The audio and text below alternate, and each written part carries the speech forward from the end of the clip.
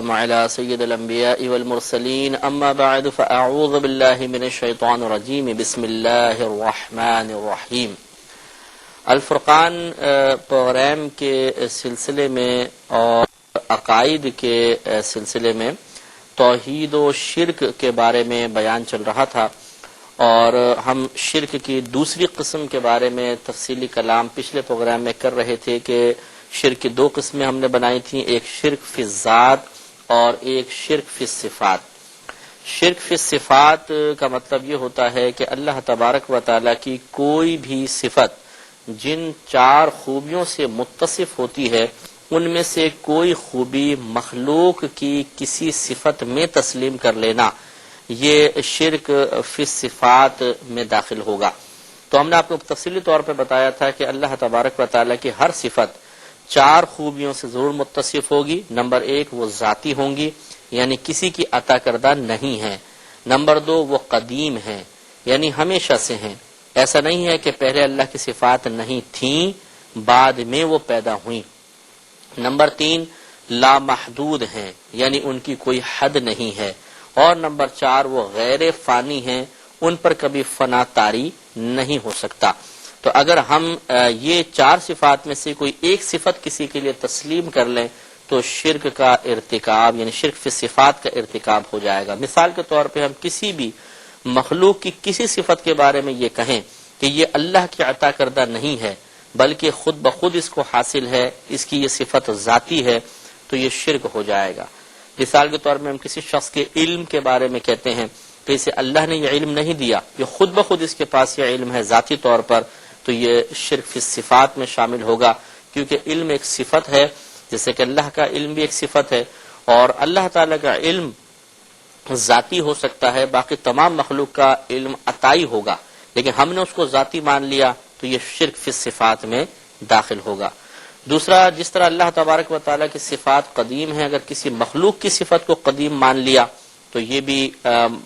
اس کا وہی مفہوم نکل آئے گا کہ گویا کہ ہم نے اس مخلوق کی اس صفت کو ذاتی تسلیم کر لیا، کیونکہ جو قدیم ہوتی ہے وہ عطا کردہ نہیں ہوتی ہے، کیونکہ وہ تو ہمیشہ سے ہے۔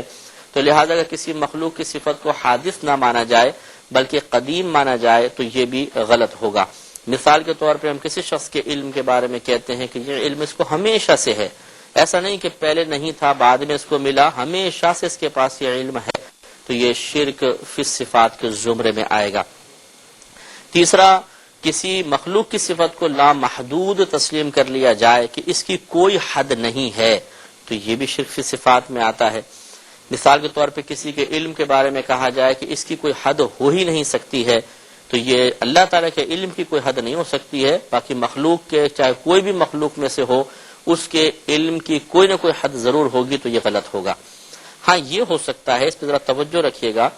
کہ کسی مخلوق کا علم مثال کے طور پہ لے لیں، وہ اتنا کثیر ہو کہ ہم اس کی حد تک نہ پہنچ سکتے ہوں، تو اپنے اعتبار سے اگر ہم کہیں کہ بھئی ان کے علم کی تو کوئی انتہائی نہیں ہے، یعنی ہم اس انتہا تک نہیں پہنچ سکتے، لیکن اگر اللہ تعالیٰ کے علم کے مقابلے میں دیکھا جائے یا اللہ تعالیٰ کی صفت کے مقابلے میں دیکھا جائے تو مخلوق کی صفت کی کوئی نہ کوئی حد ضرور مانی جائے تو پھر یہ شرک نہیں ہوگا۔ ہم ایک مثال لیتے ہیں کہ نبی کریم صلی اللہ علیہ وسلم کا علم مبارکہ کتنا ہے یہ آپ اور میں اس کی حد نہیں جانتے۔ علماء کرام نے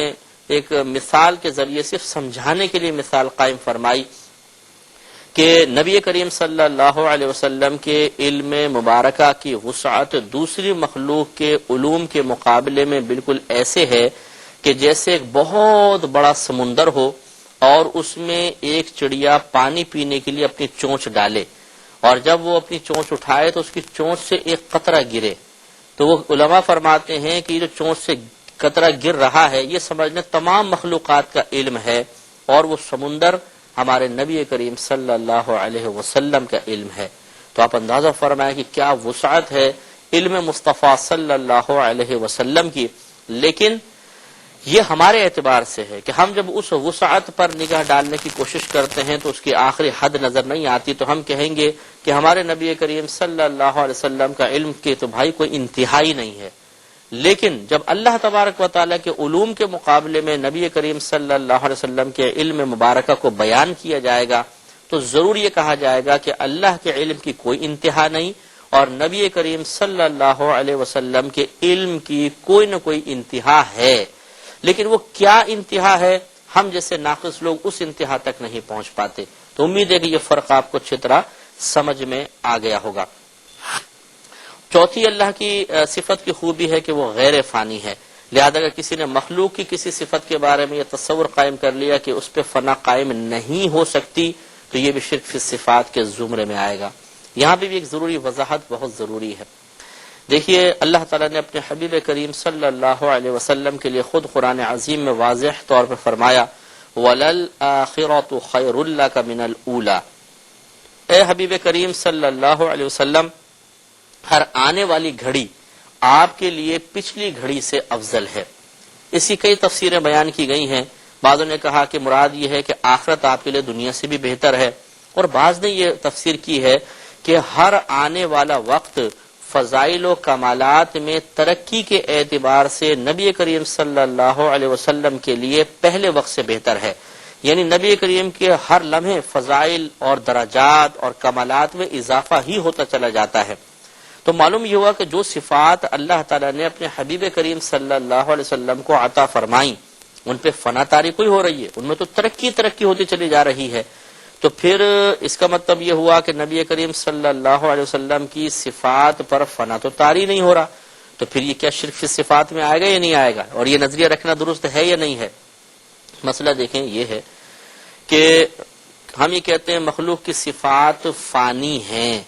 یعنی ان پر فنا واقع ہو سکتی ہے، یہ مراد ہے۔ فانی دو طرح کی چیزیں ہیں، مثال کے طور پر ایک جو فنا ہو گئی، ایک فانی اس چیز کو بھی کہتے ہیں کہ اس پہ فنا واقع ہو سکتی ہے اگرچہ واقع نہیں ہو رہی، جیسے نبی کریم صلی اللہ علیہ وسلم کی صفات کے ان پر فنا واقع نہیں ہوگی لیکن ہو تو سکتی ہے، ممکن ہے، لیکن ضروری نہیں ہے کہ ہر ممکن وقوع پذیر بھی ہو جائے۔ یہ بحث ہماری پہلے گزر چکی ہے کہ یہ ممکن ہے کہ آپ راستے میں چلتے ہوئے ایک پتھر اٹھا کے کسی شخص کے سر میں مار دیں بغیر کسی وجہ کے، ممکن تو ہے، لیکن کیا یہ ممکن واقع بھی ہوگا؟ ایسا نہیں ہوگا۔ آپ کا دماغ تو نہیں خراب ہے نا کہ آپ کسی شخص سے راہ چلتے ہوئے آدمی کو بغیر کسی وجہ کے پتھر اٹھا کے مار دیں گے۔ تو بعض ممکنات ایسے ہوتے ہیں کہ جو ممکن الوقوع تو ہوتے ہیں، یعنی ان کا وقوع ہو سکتا ہے لیکن ہوتا نہیں ہے۔ ہو سکنے میں اور ہو جانے میں فرق ہے۔ تو نبی کریم صلی اللہ علیہ وسلم کی جتنی صفات ہیں ان پر اگر ہم فنا کو دیکھیں تو طاری ہو تو سکتا ہے، لیکن کیا فنا طاری ہوا یا ہوگا؟ ہوگا نہیں، کیونکہ اللہ کا وعدہ ہے کہ نبی کریم صلی اللہ علیہ وسلم کی صفات میں، آپ کے کمالات میں، فضائل میں تو اضافہ ہوتا چلا جائے گا۔ ہاں بات وہی ہے کہ جب ہم اللہ تعالیٰ کی صفت کے مقابلے میں دیکھ رہے ہیں تو ہم یہ کہیں گے کہ اللہ تعالیٰ کی صفات پر کبھی فنا واقع ہو ہی نہیں سکتا، نہ فنا ہوں گی اللہ کی صفات، نہ ان پہ فنا واقع ہو سکتا ہے، لیکن نبی کریم صلی اللہ علیہ وسلم کی صفات پر فنا واقع ہو سکتا ہے اگرچہ واقع ہوگا نہیں۔ تو فرق ہو گیا۔ تو اگر یہ چار فرق ملحوظ رکھے جائیں کہ ہم اللہ کی صفات کو ذاتی مانیں، مخلوق کی صفات کو عطائی، اللہ کی صفات کو قدیم، مخلوق کی صفات کو حادث یا غیر قدیم، اللہ تبارک و تعالیٰ کی صفات کو لامحدود، مخلوق کی صفات کو محدود، اللہ کی صفات کو غیر فانی اور مخلوق کی صفات کو فانی تسلیم کر لیا جائے تو شرک کا ارتکاب نہیں ہو سکتا۔ اس سے یہ معلوم ہوا، ہم ایک مثال سے آپ کو سمجھا دیتے ہیں کہ اللہ تعالیٰ بھی دیکھتا ہے، آپ بھی دیکھتے ہیں۔ تو اب یہ تو اگر کوئی آپ پہ اعتراض کرے کہ آپ نے دیکھنے کی صفت میں جو صفت اللہ کے لیے ثابت کی اپنے لیے بھی ثابت کر دی تو آپ مشرک ہو گئے۔ آپ جواب دیں گے کہ نہیں، یہاں چار فرق ہیں۔ اللہ کا دیکھنا ذاتی، میرا عطائی، اس کا قدیم، میرا حادث و غیر قدیم، اس کا لامحدود، میرا محدود، اس کا غیر فانی، میرا فانی۔ جب یہ چار فرق ہیں تو بالکل شرک ثابت نہیں ہو سکتا۔ اسی طریقے سے جیسے دیکھیں ہم ایک آیت میں آپ کی خدمت میں عرض کرتا ہوں کہ اللہ تبارک و تعالی نے ارشاد فرمایا کہ الذی لہ ملک السماوات والارض، اللہ تبارک و تعالی وہ ذات ہے کہ اسی کے لیے ہے آسمانوں اور زمین کی ملکیت یا بادشاہت، ولم یتخذ ولدا، اور اس نے کوئی اولاد اپنے لیے نہیں بنائی ہے، ولم یکن لہ شریک فی الملک، اور نہ اس کے لیے اس سلطنت اور ملک میں کوئی شریک ہے۔ سورہ فرقان کی آیت نمبر 2 ہے۔